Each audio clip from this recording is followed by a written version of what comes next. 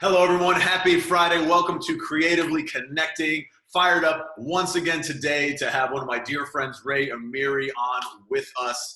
He has absolutely been transforming his life over the last couple of years in many different ways, and it's really been fun to watch. But there's been a recent one that actually ties into our episode yesterday with Michael Vargas. So it's really cool to see how the universe is going to connect these two topics for us. So it's a perfect segue into today. So without stealing your thunder, Ray, over to you, brother. Thanks, Burd, man. Appreciate it. And again, thank you so much for putting this whole platform together. It's really ironic because when I watched Michael's video yesterday, we kind of had this moment where we were connecting dots, and it kind of took me back to really about 2010. So going back 10 years, and I was at work and I was taking a tour, and I got a chance to meet this gentleman. His name was Mitsuyoshi Matsushita. And him and his wife from Japan, he was 92 years old, and he was a samurai. He was a shogun, which is a top samurai. And at that time, I was kind of playing around with spirituality a little bit and really was struggling to find a way to meditate. And I brought that up to him, and he was just so calm and so peaceful. And I kind of shared with him how I haven't really been able to enter a meditated state, and what am I doing wrong? And he asked me for some time, and really they were staying at the property, and he went back to his villa, and he came back 3 days later, and he brought me this handwritten letter, and it's 3 pages, and it's so cool that he took the time and he wrote this whole 3 pages out for me on how a samurai or a shogun does meditation. So I really read this probably about 100 times to really understand what he was saying. And I remember like it was yesterday. I went down to Torrey Pines Beach and I sat down on the cliffs right there on the rocks, listening to the waves coming in, and I put this into practice. And for the first time, Burd, I was gone. I wasn't even here anymore. And really the whole focus was on breath work and really having a power word. And every time you exhale, you use that word. You kind of think that word as you're exhaling out. And not only did I just leave and really entered a meditative state of mind, when I was done, there was probably about 15, 20 minutes where I just sat there and I couldn't even talk. I was just in such a different universe almost. So that was just a really amazing thing. Although the past 5 years or so, I really stopped doing this. I kind of got caught up in the hustle and bustle of life. And about 30 days ago, Jay Shetty, and I know some of you guys follow him on social media, he started 20 days of 20 minutes of meditation with him, where he's guiding you through a meditation. So 19 out of those 20 days at 9:30 in the morning, I would hop on with 25,000 people across all these platforms as he guided you through the meditation. Now, by no means am I an expert at this. I'm just someone who enjoys the practice. I'm really happy that I've rediscovered it in the past 30 days and I've kind of gotten back into it. But I do need that guidance because there's moments where so many thoughts are coming in and out of your head, and sometimes I just need someone to guide me through that. And I'm kind of learning my way on how to go around that. But it was really cool to be able to do that. I really feel more at peace. And about 4 days ago, I just remembered meeting this guy at the airport. His name was John Angle. I was going. It was around December. I was going to Vegas for a work event. And I was at the bar having a drink, and this guy was next to me. I was reading, and he was reading, and we just ended up connecting. And he kind of asked me what your favorite book is, and then we started talking about The Alchemist. And out of nowhere, he actually, the book he was reading, it was called The Dharma Bums, if you guys know, by Jack Kerouac. And he's like, dude, you need to have this book. This is the 5th time I'm reading it. And he literally handed me the book, and I'm like, I can't take your book. He's like, it was meant for me to give it to you.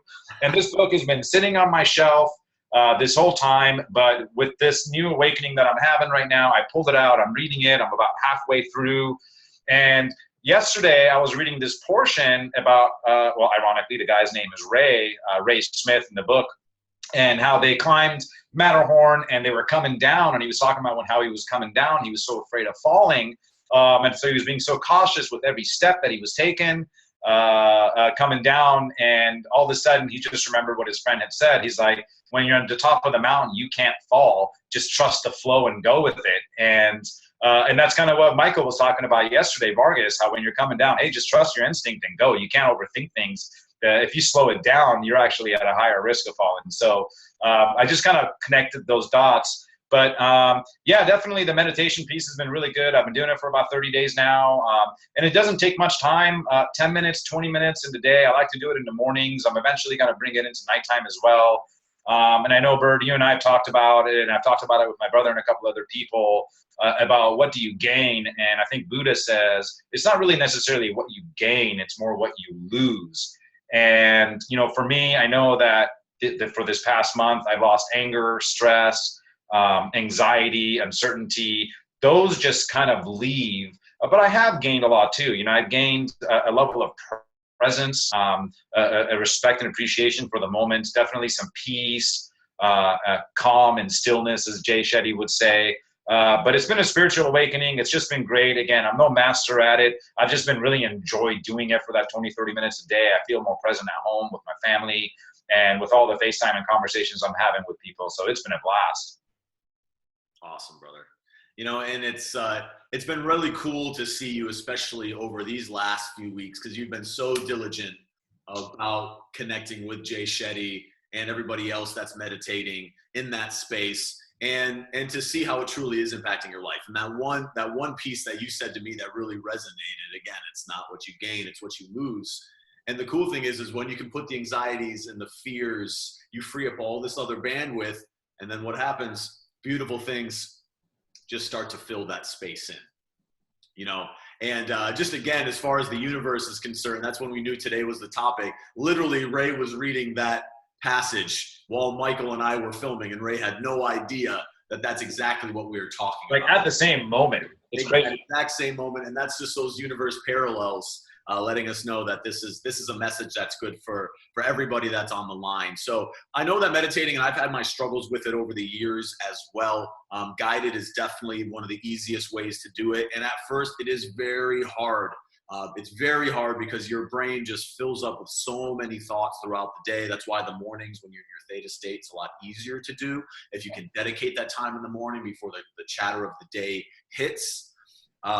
But it is a muscle. At first, it's going to be strange, just like anything else. But the more that you do it, and I think that was cool for me connecting with Ray as time went on, he kept going, man, I blinked and I was out for 20 minutes. And just like that, the time went by.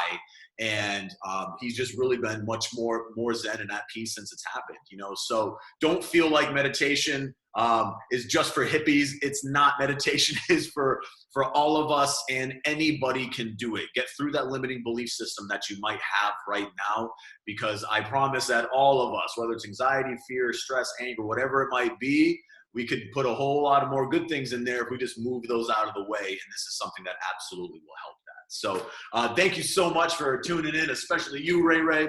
I'm glad we were able to hit that meditation topic today. So I challenge all of you to get a little bit of meditating aside. Even if you start with 5 minutes, 10 minutes, 15 minutes, you can work your way up. You have people that will do it to hours once they become a master. So that's available to you. Do yourself a favor. It is much needed during this season. So we'll catch you all on Monday. If you do celebrate Easter, enjoy this holiday weekend. I'm already starting to see some Zoom family calls come in. So one way or another, we will get creative and make sure we're still spending Easter with the people that we love, if that's what you're celebrating this weekend. So once again, thank you so much.